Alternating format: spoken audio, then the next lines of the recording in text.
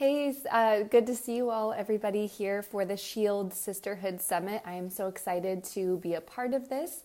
And again, my name is Courtney Harris, and I'm so grateful to all the sisters and all of the people who have joined in this summit this week. And I'm so excited about the work that the Shield Sisters Initiative is doing. So I am honored to be here and honored to be a part of this week. So I hope you have tuned in and watched lots of interviews, gained lots of tips and lots of gems to use in your life, in your business, and in your family life and your personal life.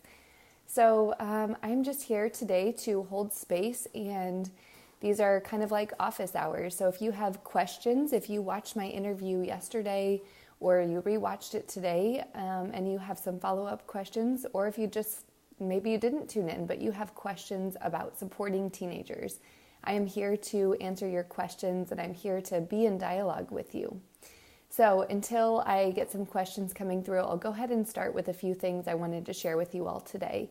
And the first thing is that I am so excited about a current blog series that I'm doing. It's called Talking to Teenagers. And in this series, I am covering all kinds of the high-hitter, tough topics that parents are constantly coming to me saying, how do I talk to my kids about their relationships? How do I talk to my kids about academics, right? These are things that every day are coming up over and over again as challenging, contentious sometimes, conflict-ridden, and just sometimes like it's not easy to find the right answer type of situations. And so the first blog in this series was all about social media. The second blog is all about friendship. The third, which I published this Tuesday, is all about school and homework. And coming up next Tuesday, I'll be publishing a blog about relationships, romantic relationships. So these topics have all been inspired by my clients, both teenagers, just expressing that, hey, these are hard topics to know who to go to, right? Oftentimes, they go to the internet, they go to their friends, they sometimes go to their parents. A lot of times they come to the parents, but it might not always feel easy. And so the work through this blog and through these tips that I share, I am just helping parents create the framework and the structure for having deep conversation and awesome dialogue. So I will tell you that in this series, I don't tell you what the answer is, right? I don't tell you what the answer is to your teen and what their relationship with their cell phone should be like, or what their, I'm not telling you, hey, they need to be off social media, or, I don't give you the yes, the no, or the checklist of exactly how you should parent. That's on you, and that's on the relationship between you and your teen to develop what works for you, what works for the family, and what supports their development. However, what I do give you is strategies for engaging in that dialogue. And I'm using the word dialogue a lot these days because to me, parents and their teens come to me and they will say like, it's the worst conversation ever. I hated talking to my parents about my recent report card, right? It's conversation. It's like this one thing. It's this one event. But when I use the word dialogue, it's this ongoing, like we don't have to get to the bottom of it today, chill, right? And so as parents, I hope that can give you some sort of peace and ease in knowing that you don't have to get to the bottom of the challenging topic. You don't have to get to a clear solution immediately. It's not one conversation, it's a series of conversations. It's ongoing. It's open, and that's why it's a dialogue to me. Dialogue is also the Dialogue is also the opposite of a lecture. So oftentimes when we are in fear, when we are in worry or concern, we might immediately go to, here's all the facts, here's all the information, this is my belief, this is what I need to tell you. And it might come across as a lecture. And that's okay, right? If you've done that, I've done that. I've done that so many times as an educator and a coach. I've had that experience of that quick impulse to fix or to help or give the information. But in dialogue, it's where we slow down, we back up, and we make more space, more pauses, more time for there to be curiosity and more time for there to be questioning, more time and space for our child to bring their voice into the space, more time for the teenager to really tell us what's going on for them and what's coming up for them. So I really I'm using this word dialogue so often because it just speaks to the work that I do. It speaks to what I know that parents are striving for. You don't want just one conversation with your teen. You want to be able to engage in the long run and have rich dialogue and conversation over time. And so that's why I'm using the word dialogue. So it's good to see some live viewers on here. I see my dad is on here. Hi, Dad. Good to see you. Actually, that's going to make me cry. And my mom. Hi, you guys. Good to see you. So thank you so much. It's so awesome. I guess this is funny. I've cried once before in a live, but I love that technology is such a tool. And so I'm happy to be here. I'm happy to be sharing my message. And it's awesome to have the support of my family. And it's awesome that I'm talking about this, being in dialogue with your children, and here my parents are supporting me. So another thing I wanted to talk about today is in October, I am launching a really exciting program.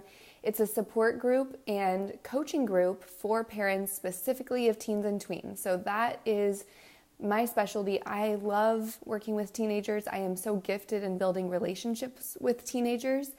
And, in these past years as an educator and as a coach, I have built over 1,000 relationships with teens and tweens, and I know that it's a place and a space where I feel really comfortable, and where I help young people feel comfortable to be themselves, to explore, to figure out what is their deepest, truest self, or who are they. And so because this is my specialty, I am so excited to be sharing this coaching and support program with parents. And it launches October 22nd. It's a year-long commitment in which we are going to be exploring all of the tough topics that I cover in my blog series, which I mentioned earlier, and in which we have a supportive community of parents to be able to study and learn together.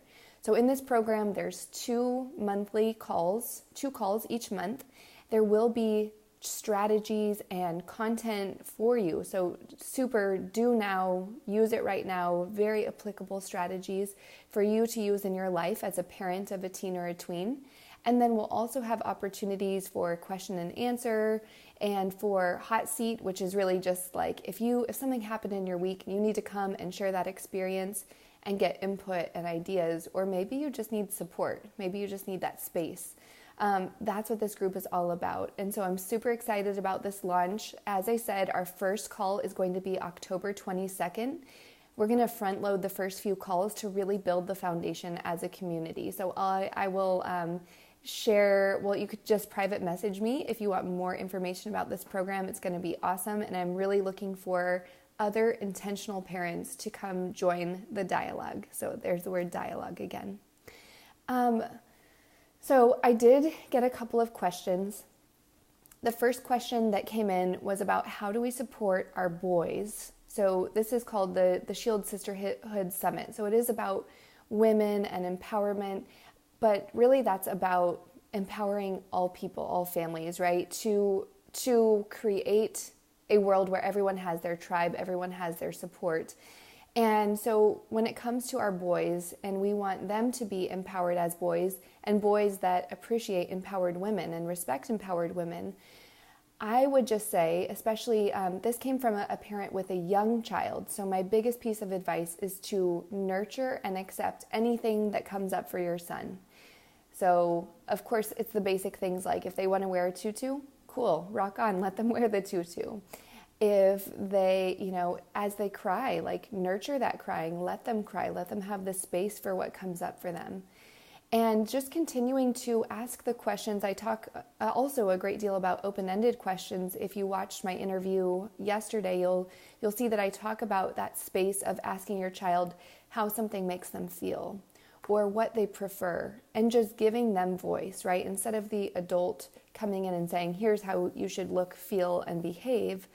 Of course, even when that's not what parents intend, sometimes as adults, we don't leave very much space for our children and their voices. So, I would just say to nurture everything that comes up, of course, unless it's something that is harmful or in which they're not safe. So we just continue to nurture, and also the intentional conversation about how they feel as a boy, what that means for them, how they define that, what they know and believe about boys, and then even exploring that and maybe helping them think about all the possibilities, because a boy doesn't just mean playing with Nerf guns and wearing camo, right? Explore what are the possibilities, and then helping them helping them find models, because it's true that in society we might not always have a lot of models of things very different from the ultra masculine and the ultra feminine. So exploring that together, researching and learning with your child over time, it will be really powerful. Let's see. Okay, so yes, there was another question. This question is about what do you do when your child is friends with somebody that you don't want them to be friends with? I will go back to some suggestions that I listed in my blog posted last week about talking to teenagers about friendships. But I really believe that it has to come from an intrinsic place within your teen. They have to know when a friendship feels right, when it feels supportive, when it feels life-giving, and when it doesn't feel life-giving. So as adults, if we just tell our children, that's not a good influence for you, that person is not good for you, you can't hang out with that person, right? We are setting the boundary. There's no actual engagement or space for reflection for your child to check in with how they're actually feeling in that process. So if we do observe that there is another child that might not be a great support for our child, they might be influencing them in negative ways or ways that go against our beliefs as a family, what I recommend is helping them tune into how it feels for them to be in that friendship. If you can also help them bring it back to examples of times when you've seen them really happy in a friendship, and let them kind of describe that friendship. So, hey, remember your friend so-and-so? What did it feel like to spend time with them? And they might need some help. They might need to be directed to did you laugh a lot? Did you smile a lot? Did you create things together? How do you know that you're happy, right? Even that, do you know that you're happy because you're laughing or smiling? Where do you feel it in your body? And honestly, teenagers, oftentimes they haven't been taught to notice what happens in their body, where they feel their emotions and sensations. But once they have this opportunity, they've got it. They're awesome at it. They can tell you, I feel tightness in my chest, or I clench my fist, or I just feel at ease and I'm dancing and hanging out. So if we give them the opportunity and the tools for noticing how they feel in their body and how they're actually sensing the world and sensing themselves as they're spending time with different people, they can actually, within themselves, be able to understand when a friendship is healing or helpful to them and when it's not. So again, the power really has to come from the teen. They have to own it as their own process in order for this to be a long-term effect, I guess, right? Otherwise, it's just a punishment or just a limit set by parents. So let's see. So far, I have covered my blog series, which I'm super excited about, and I will share a link in the comments about where you can find my blog. It's Courtney Harris Coaching on WordPress. And my upcoming blog for next week is going to be all about talking to teenagers about romantic relationships. I also covered how I am launching an exciting parenting support and coaching group on October 22nd, and I would love for you to join me if you are an intentional parent looking to grow as a parent and to grow in your relationship and your communication and trust with your teen and tween. I would love to see you join me. We will have a private Facebook group, and we will have an ongoing text thread or video chat thread, so we can really create that family of support for one another, as well as our 2 monthly calls. And then I talked about our questions, right? How we can support boys in developing, and how we can also support our teens in finding true friendships that are supportive to them. Before I get off today, I did want to leave you with one technique, because as a core part of my coaching program, my parenting coaching program, well, it's a three-pronged approach. We will always talk about child-centered strategies, we will always talk about self-care, and we'll always talk about communication. Those are the three prongs that will carry us through the themes of all 12 months of the program.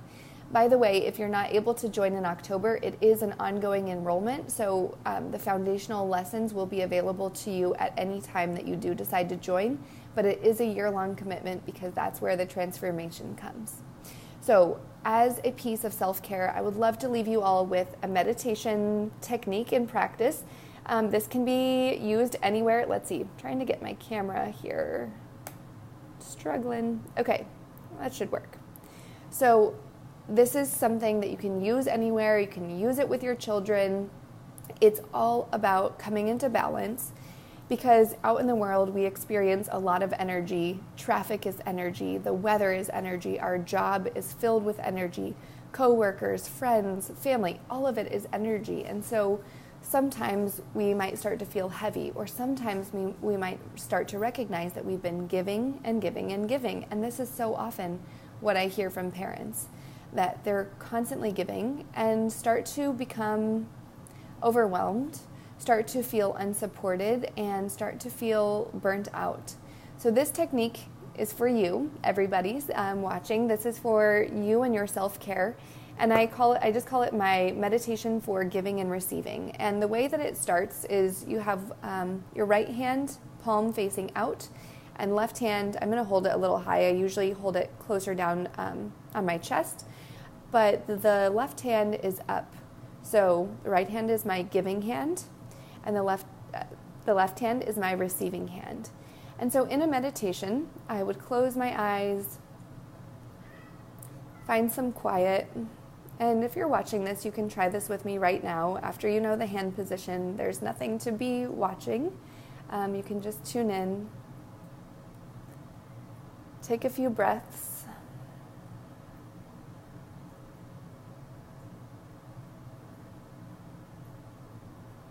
Notice if you can relax your belly.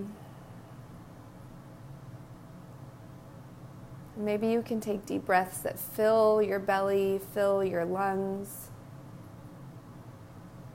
And the goal here is just to feel. How do you feel? And then next we'll start the meditation on giving and receiving. So first we'll think about our left palm and think about the word receive. So breathe in, thinking receive. Then we breathe out, thinking give. And then we'll repeat this, inhaling, thinking receive. Exhale, give.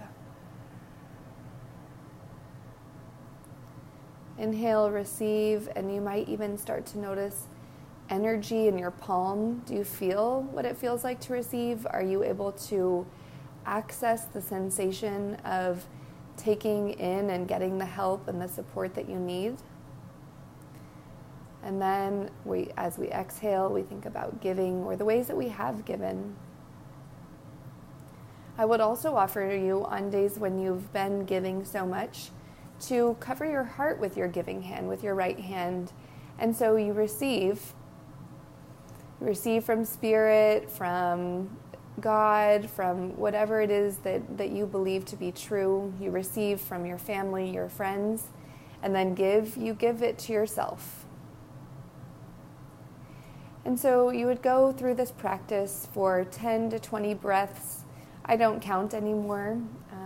I'll open my eyes now, and you're welcome to open your eyes if you're with me. Just do this practice for as long as it feels right. You can go for many minutes, and you might even think about exactly what it is you want to receive. You want to receive peace, and you want to give patience. You want to receive help, and you want to give joy. Right? It's whatever speaks to you in the moment. I don't think too hard about it, but as I sit in meditation each day, I trust what comes up and I go with it. So thank you all for joining me here. Thank you for being here for this Shield Sisterhood Summit, and I hope that you're enjoying the interviews. I appreciate interacting and being in dialogue with you all.